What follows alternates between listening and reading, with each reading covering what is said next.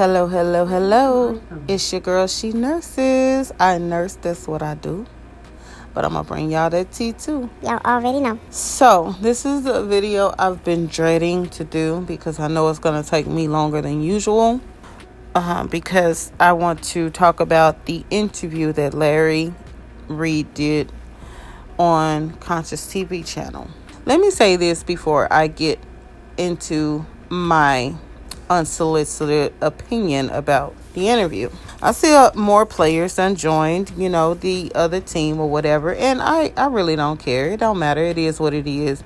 That's why we got Democrats, Republicans, liberals. That's why we have all that, because everybody joins the party that makes sense, the most sense to them. I get that. I understand it. It is what it is. Everybody has an opinion, and I have an opinion, and I'm going to express my opinion just like I expect everybody else to do.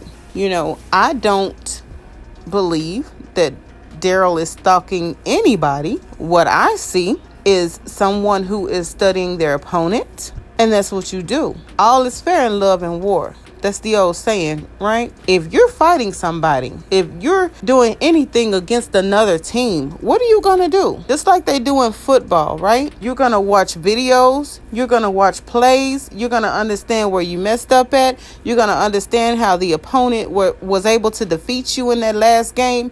You're going to study your opponents, and you're going to see what their weaknesses are, and you're going to talk about it. Especially if it's YouTube, you're going to study what they say, what they did, what they have done, and you're going to talk about it. All is fair in love and war. Some could say, oh, but Daryl showing his gun was just a little bit too much. Maybe that's your opinion. Everybody's done things to each other. Some people say, oh, that was just too much, that wasn't called for. Or they could say, oh, somebody showing aborted fetuses, that was too much, that was uncalled for. You know what I'm saying? Everybody is entitled to their opinion. You know what I'm saying? And I don't know. I just see that, somebody accused Daryl of riding Larry's coattail for numbers, for monetization, for clicks, for views. But isn't that what you're doing as well? Isn't that what you're doing with your back-to-back videos? Isn't that what we're all doing? Isn't that what I'm doing when I choose to speak on Daryl and Larry? It's gonna bring me views. It's gonna bring me likes, dislikes. It's gonna bring me subscribers, unsubscribers. You know what I mean? It is what it is. But if I have something to say, I'm gonna say it. And I expect everybody else to say it. I just don't like the fact that, everybody is thinking they're 100% right. Everybody can do something different. Everybody can handle this a little different. You know what I mean? If you got an opinion, express it. That's how I feel about it. Are you wrong for your opinion?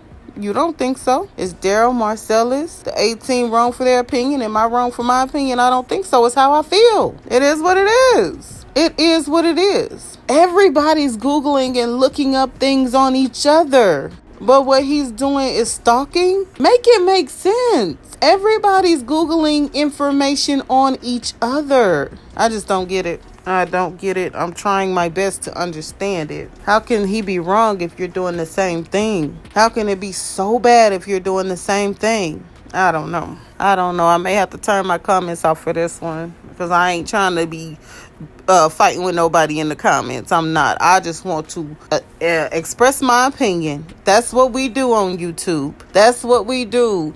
That's why there's beef in every sector of YouTube, even in the beauty sector, even in the gaming sector. My son is a gamer, and they beef and dox each other in gaming. Yes, even in the gaming world, they get the SWAT team and the FBI called to each other's houses.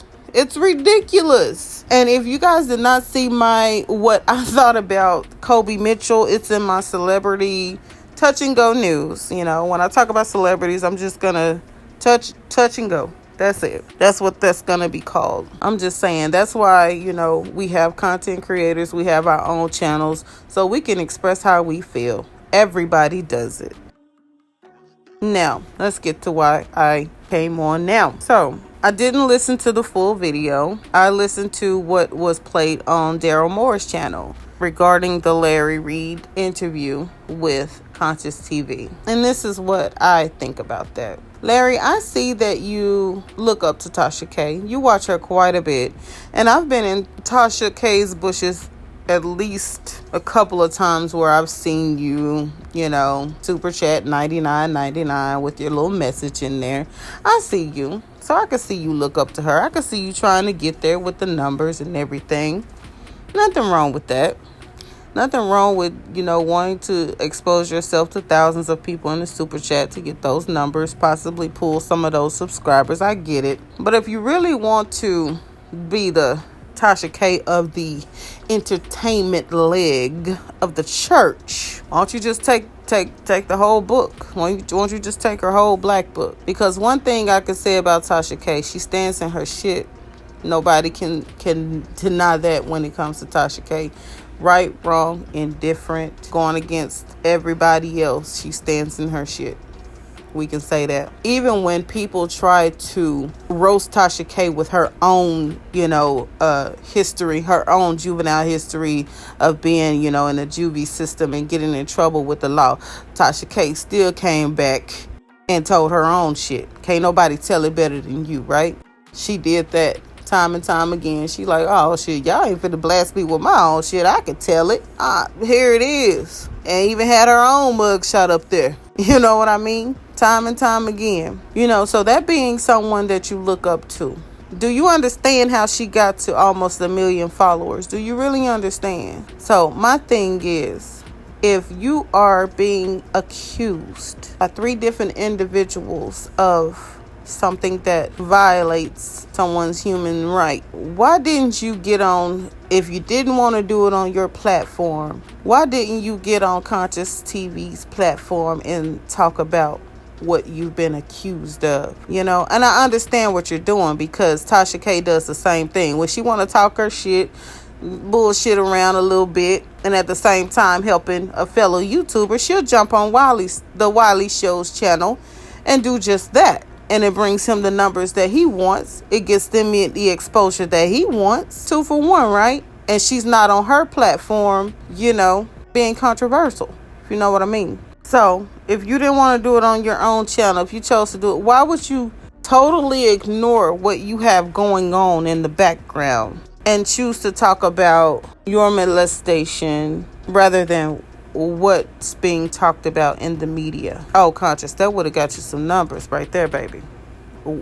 Triple the numbers, I guarantee you. I'm trying to understand why you would come out again, because you've talked about your molestation before, and this time you got a little more detailed. I listened to you, the little bits and pieces that I heard on Daryl's channel, but I was listening for what you didn't say. When I'm studying people, I often, especially when I'm trying to understand them, I often listen to what they're not saying. That's just me. That's a part of my critical thinking. That's how I process things, especially when you're not really making any sense to me. So you go on to say how you were molested when you were a child by several people, at least 6 different people.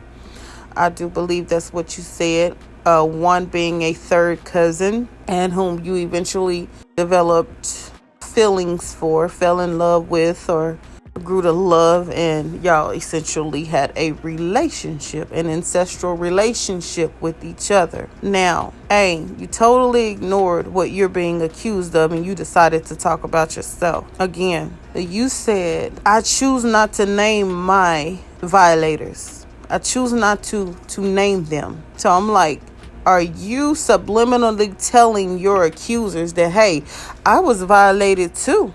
I ain't saying no names. I ain't snitching on nobody. But that's you. That's how you choose not to fight or to fight. That's how you choose to deal with your stuff. And that just stood out to me. I ain't saying no names. So you saying that they should just take their violation in stride and just deal with it? They're all okay. They're married. They're still in the church, or maybe some of them are not, but they're well off young men. Young black men, they're doing well for themselves. And it's like you're saying, look at me, I'm okay. I ain't telling on nobody. It happened to me too, but I ain't telling on nobody. So that really stood out to me. Because it's almost like you're saying, hey, I ain't saying no names. Why y'all telling my name? And then you said you developed a fetish, per se, for what's the name of that song? You gotta eat them like groceries. So you are saying that you developed a liking to that, tossing the dingleberry salad. Did you eventually begin to love it? Although it was not natural, it was very unnatural, but you develop a liking to it. So I do remember one of your accusers saying that you spread it open and did a motorboat in that thing on him. So what I didn't hear was, that's why I did it. I like it. That's what I didn't hear, but I heard at the same time. It's everything you didn't say that I heard. It was unnatural, but that's the fetish that, I grew to like. But it's like you're subliminally telling these young gentlemen how they should be handling this. You're telling them that they should be handling it just like you. On the outside, you do look okay. You do. On the outside. But you're protecting your violators too. I don't care who it was. You're protecting them. And it appears to me that your way of getting back at what was done to you, I think you kind of feel some type of reward for putting everybody else on blast. You chose not to confront or address the people that violated you, but in a way you're at the same time making yourself feel better, or making yourself feel justified by putting everybody else on blast for what they did to anybody else, if that makes sense. I hope I'm making a little bit of sense to somebody. It's like that's your way of getting back to what happened to you in the church, when you were violated as a child, even being in unnatural relationships when you got older. You say your last relationship with the same gender was around 17 years of age. But it's like you've been getting your payback ever since, through everybody else's embarrassment, through everybody else's uncovering, them being exposed. It's like, another one. Let's get the accusers on the line and let's talk about it. I mean, it's not natural the way you're dealing with it. And then to make it a farce, to make it appear less serious than what it is what disturbed me. You're playing down, you're dummying down something so serious in nature.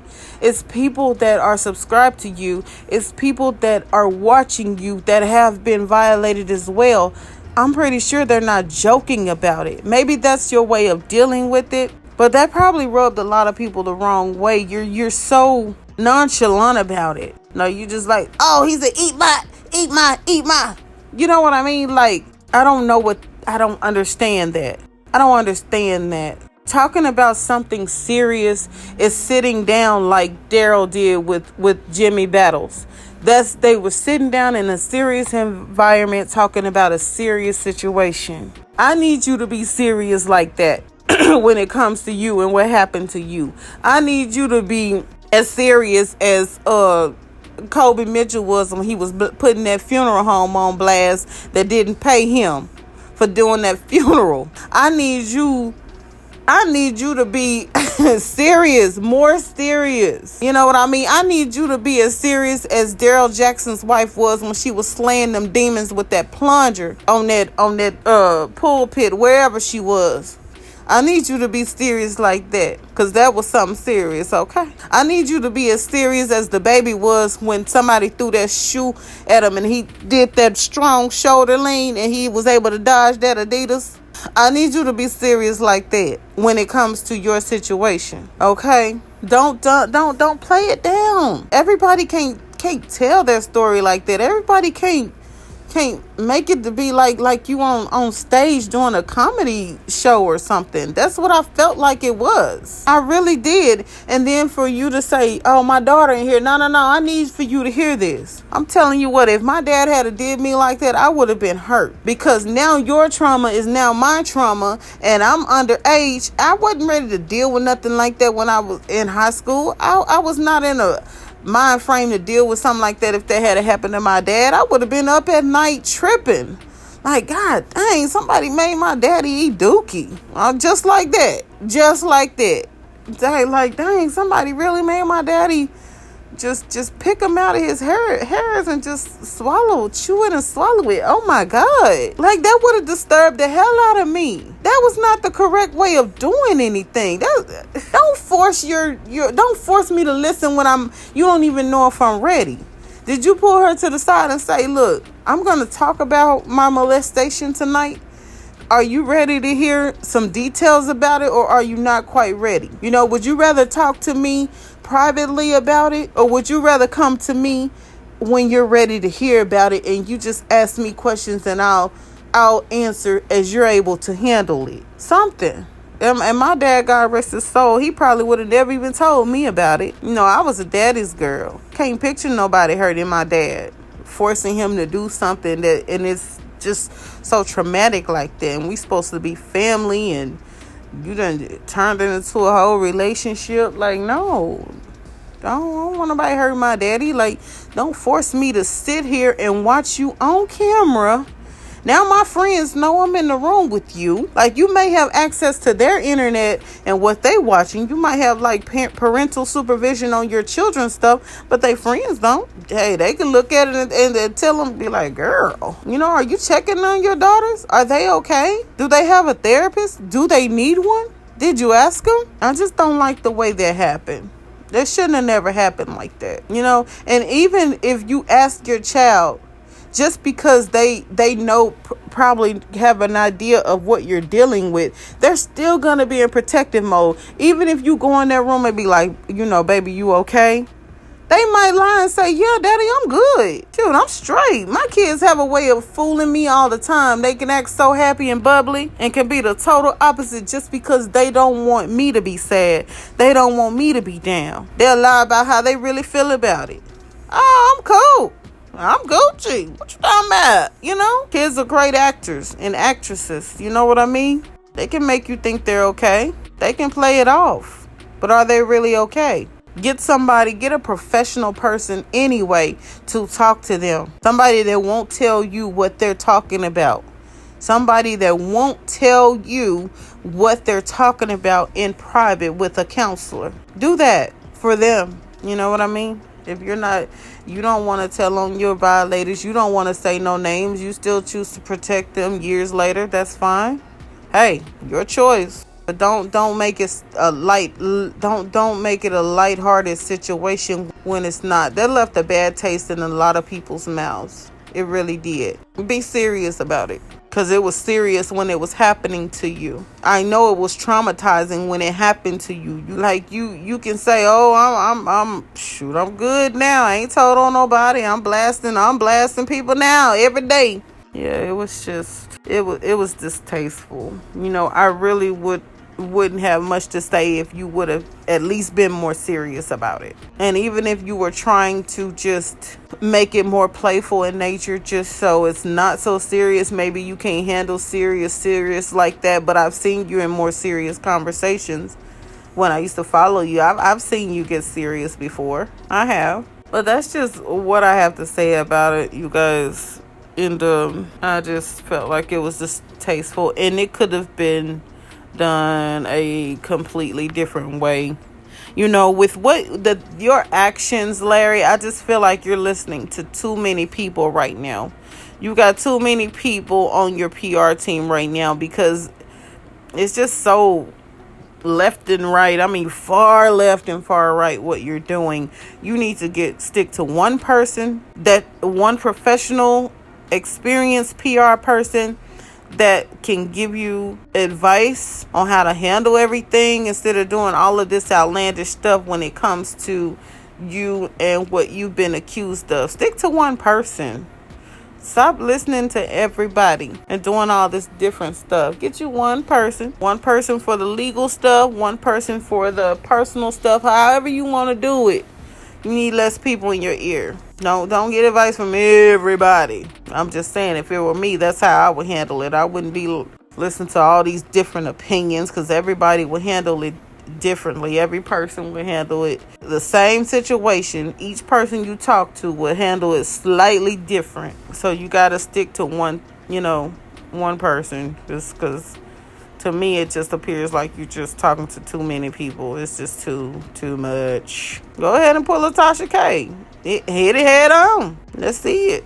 Either you're gonna hit it head on, and you could just gonna stick with doing everything behind the scenes legally, or you're gonna openly just talk about it. That's my opinion. That's how I feel about it. So it is what it is. Love it, hate it. It doesn't matter. It's how I feel. And I love you guys. Shout out to the notification gang. I love y'all so much. Thank you to my new subscribers. Like, share, whatever. And I will talk to y'all later. Bye.